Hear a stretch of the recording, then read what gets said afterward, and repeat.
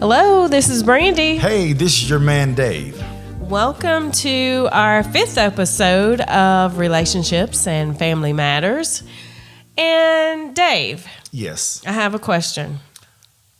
When is it time to call it quits in a relationship?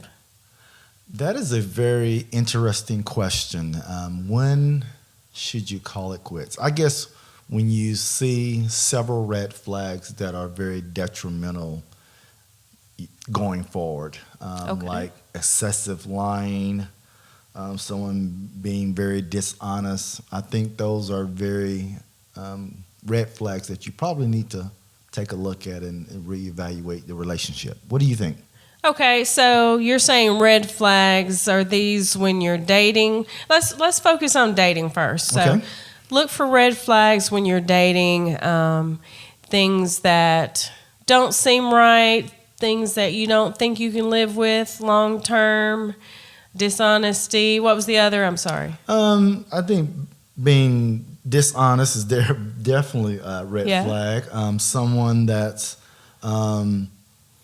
really maybe blowing up over little small things. I think I think that's pretty huge. So if they have anger management problems. Anger management, you're at a restaurant and the waiter maybe bumps into their chair and they just totally blow up. And you're like, calm down, baby. And no, he just really gets upset. Yeah. That's a major red flag because imagine that you're there with your spouse and you do something. He's going to react the same way at the dinner table as he did if you guys are alone. He's going to react the same way. So I think that's something that you really need to look at and like, wow, I can't believe he or she did that. Yeah, I would say anger management, an issue, overreacting to small things. Overreacting, blowing up over small things. And if you catch them in lies, yeah, that's a big red flag, especially when you're dating. What about abuse? Abusive. I mean, I think that's a dead giveaway. I think you can't continue a relationship like that. Right. And I know sometimes a lot of people are in relationships, and we have to be very sensitive of that. Some people are in an abusive relationship, and they feel like they cannot leave the relationship. And there's hotlines out there that in your community or your state that you can call to kind of get out of a relationship. But yeah, when it becomes physical. Mm-hmm. Especially if a man is hitting a woman. Well, either or, but especially if a man is hitting a woman. Because usually a man is a lot physical. Stronger. Yeah, he's a lot more physical. He's a lot more stronger than a typical woman. So, yes, I mean, he can really hurt a female really easily. So, if it becomes physical, yes, I think it's time to leave that relationship. It's time to call it quits. And then, like you mentioned, there are places that you can call. There are places that women can go, especially if they're afraid. Safe houses. Safe houses for women and children if they're afraid to leave. And I think that's the big thing. They're afraid for their lives. They're afraid for their family members if they leave an abusive relationship. But there are places, family and friends. But let me say something. You did mention about arguing. Yes. What do you think?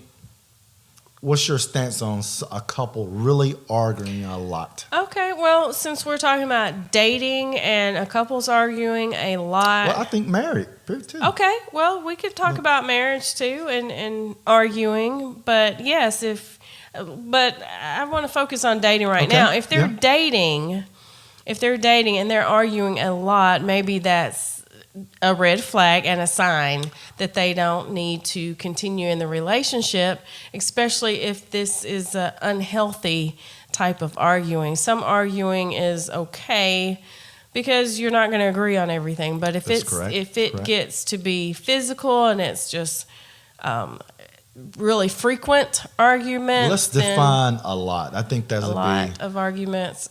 Weekly would be a lot to me. Yeah, weekly, definitely weekly. I mean, it can't be daily, but if you're fighting, daily if you're arguing weekly, much. that's a little too much. Weekly is a lot. Now, when you talk about marriage and when it's time to call it quits in a marriage, To me, it's a little bit different because It'll probably be more frequent because you're there with each other you're every there all the single time. day. But when you're married, I feel like you should give it an extra effort. You should at least consider counseling, communicating more. And if children are involved, try not to argue in front of the children whenever possible. And I know that's hard.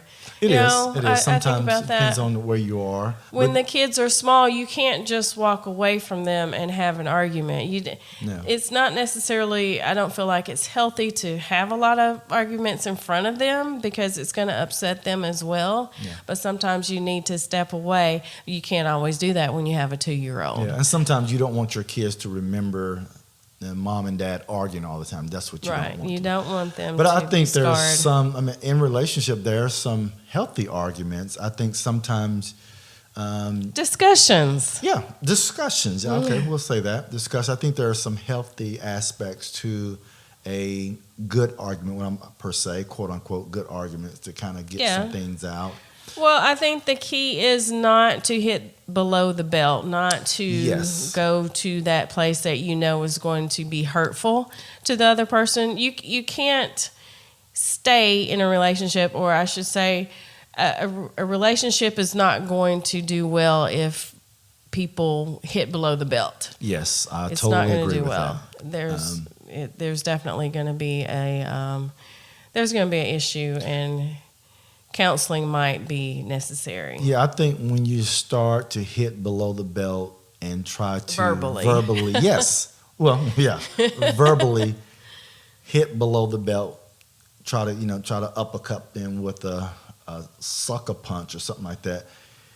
That is not healthy at all. Right. I think you just went from a healthy argument to something that's going to damage the relationship. Because once someone is damaged, people always say, I forgive you. And that you may forgive them, but one thing as humans that are almost totally impossible, you never forget. And women don't forget. No, you do not. We don't forget. No, and sometimes you're in another situation and that thought comes back out of your mouth. The old stuff comes back up because it hasn't been resolved. That is correct. Some arguments, you don't have a resolution to. They resurface because it's never been resolved. And that's why counseling is important, I think, well, in some situations. I don't think you have to have a counselor to help you get. I think if you have good communication, I think that will actually help. And when you say, I forgive you, you need to forgive that person. Not just verbally say it. Because sometimes we say, I forgive you, and it's only on surface. It's not within the heart or mind. You can forgive. It's hard to forget. And if the pain is still there, it's going to come back up.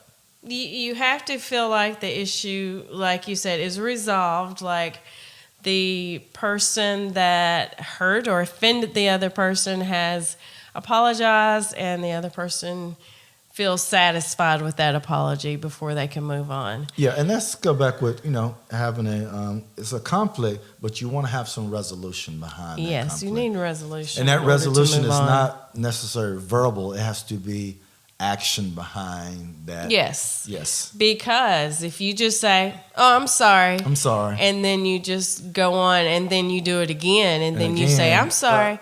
That sorry is nothing. It's all on the surface. It's not. It hasn't done anything, and then the issue is not resolved. Yeah. But what about abuse in a marriage? Oh, I mean, you definitely got to go. You have to get out. It's not safe, and that reminds me of a time. I don't know if you remember this or not, but do you remember a time when the cops came to our house? Police officers came knocking at our door. This was years ago. JB was little, and I guess Jasmine was maybe about 3. JB was an infant, and they rang the doorbell. You came to the door, and I was right behind you. And what happened was, they asked to speak to me, and they asked me if everything was okay, and the kids were fine. They were not in any kind of distress.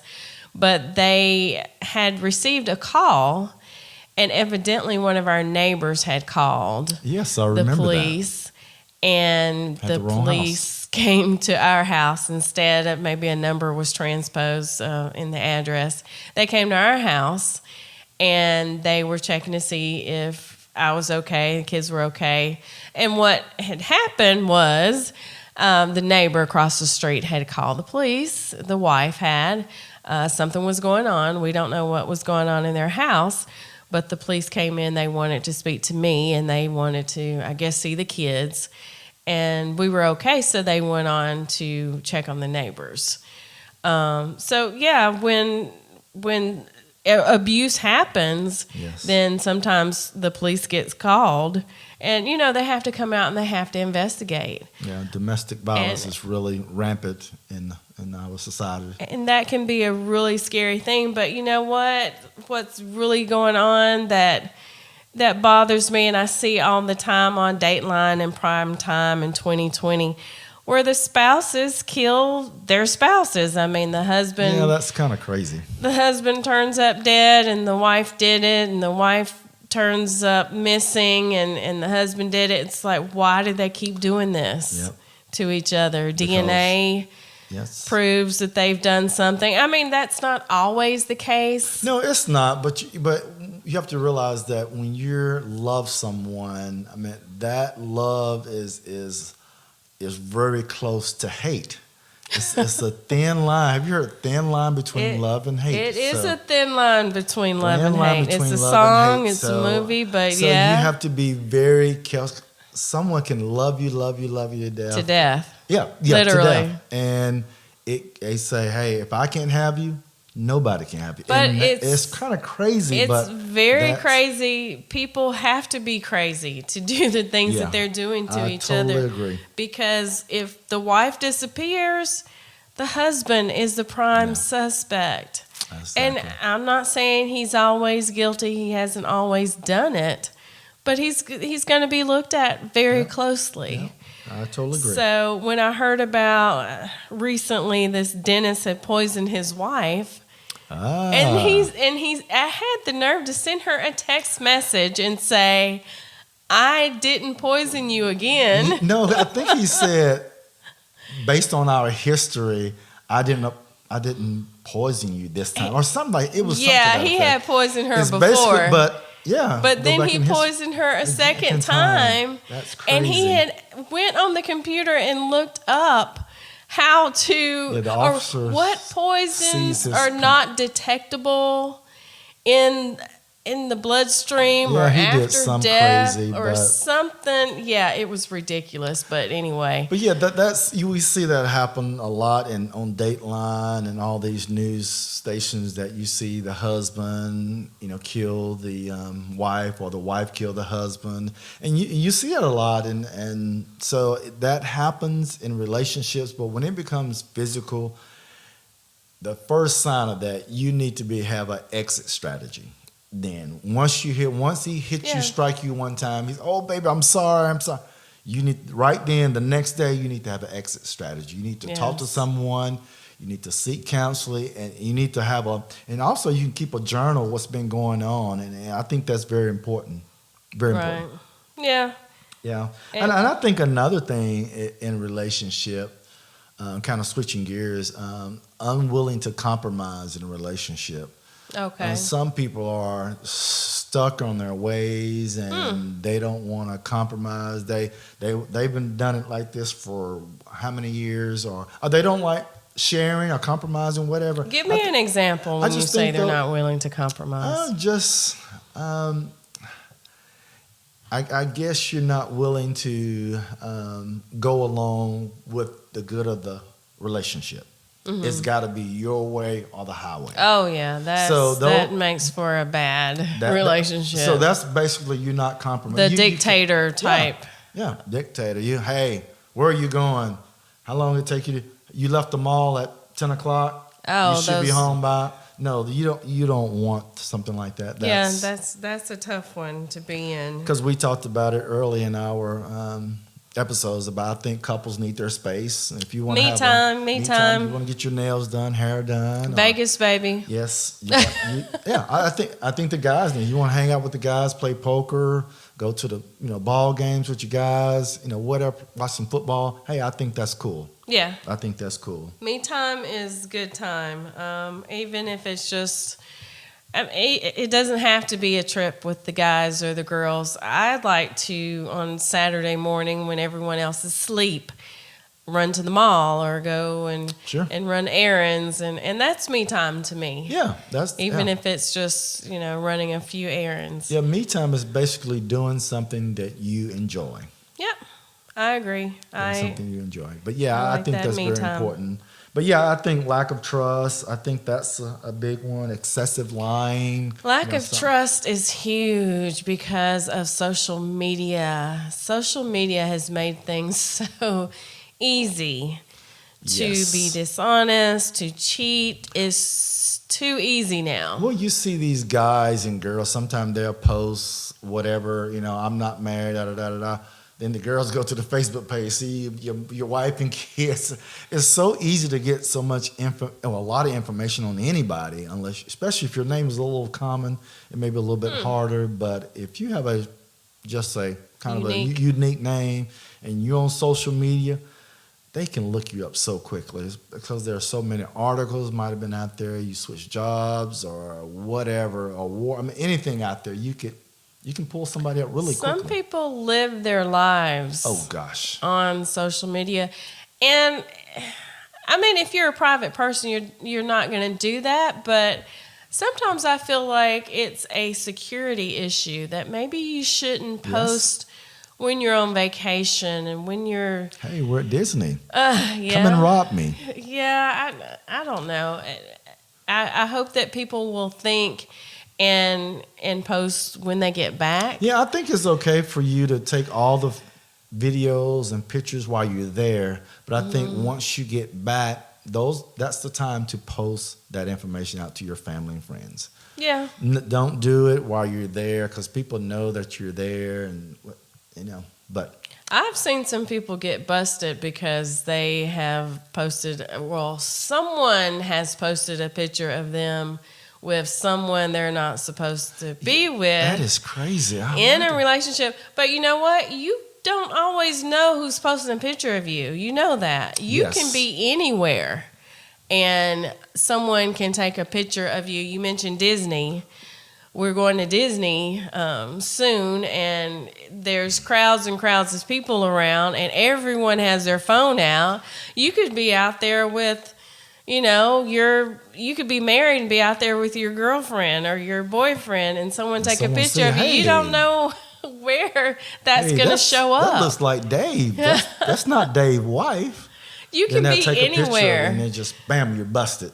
Yeah. I mean, and you're busted even before you get back home. I mean, you don't realize that you're being recorded or your picture's being taken sometimes. I think, everybody has cameras, everybody has videos, so you have to be careful.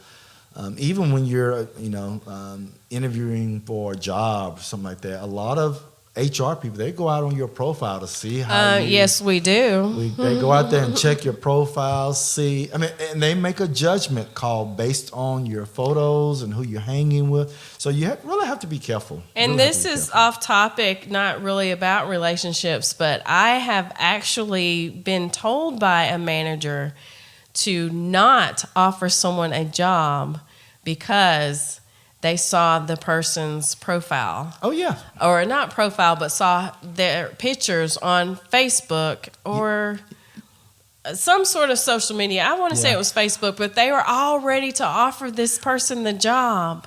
Well, and they told me not to extend the offer. Absolutely. You can have a great profile picture, but they will go in and look at your other pictures. What you posted. And they see you with other stuff or the way you dress. I mean, I don't know what the job description, but some people will reject you based on that. I think this particular, and this was years ago, but this was an IT job, and it was the language. Oh, yeah. Mostly the language he had used in his postings, and some of the things that he posted that they just didn't want this person representing the company. So, yeah.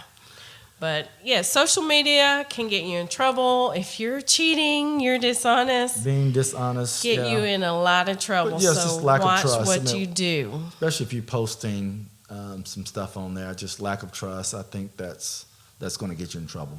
Yep. That's going to get you in trouble.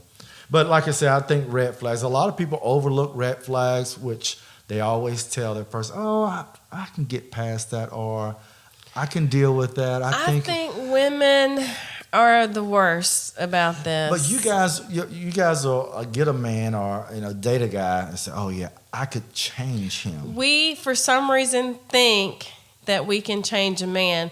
And also, we listen to what they tell us, and we think they're going to change after the ring is on the finger. For some strange reason, they can whisper sweet nothings. They can just completely act a fool, but say just the opposite. Oh, baby, once we get married, I'm going to change. I'm going to stop going out to the clubs. I'm going to stop hanging with the boys and going to Vegas every other month. For some reason, we believe that. But I don't know why that is. I have told my friends, even family members, if you're dating someone and if they're doing something may not be of your liking, you need to. That's really going to aggravate you when you're married.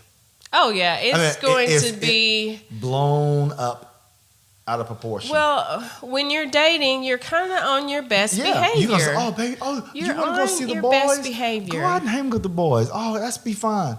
When you get married, you're going to hate that. Things change. I think your perception. I think you're right. I think you're on your best behavior. You want to go hang out? Oh, you want to go to Vegas? Oh, go, y'all hang out. You're not going to say that when you're married.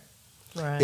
You have a different perspective because you would think, but you have to understand if you've been doing it for years, it's not going to change. It's not going to change because he's going to throw it up in your face. Like, wait a minute, I thought you said it was okay for me to do that. So if that's a red flag for you, I think you need to address it head on and have an honest conversation and get some resolution on that. Yes, the resolution has to be action behind it, not just say, okay, I'm going to stop doing that. It has to be some action. Because it's not going to change. Yes. It needs to be resolved before you say I do, because after you say I do, things change for some reason. It does. I'm not 100% why that is, but it does happen. Things change. You're not on your best behavior anymore. Yes, but I think when you get married, I think sometimes you can take each other for granted. Sometimes you get comfortable. You get comfortable and relax. Okay, she's not going anywhere. I'm not going anywhere, or he's not going anywhere. You shouldn't do. I think whatever you did dating, I think you should continue to do that. You have to do the same thing. You should have date nights. Y'all should hang out. Everything should be good. Right. All right. I agree. All right, Dave, it's been a great episode. I want to give our listeners our email address and our phone number. Please call in, guys. Our number is 615-930-1251, and you can email us at brandyanddavidpodcast@gmail.com. Thanks again, Dave. Thank you. And when we have our next episode, we're going to talk more about relationships, when it's time to call it quits. And we're also going to talk about our trip headed to Disney. Oh, man, that was awesome. All right. Peace. Talk to you later. Bye-bye.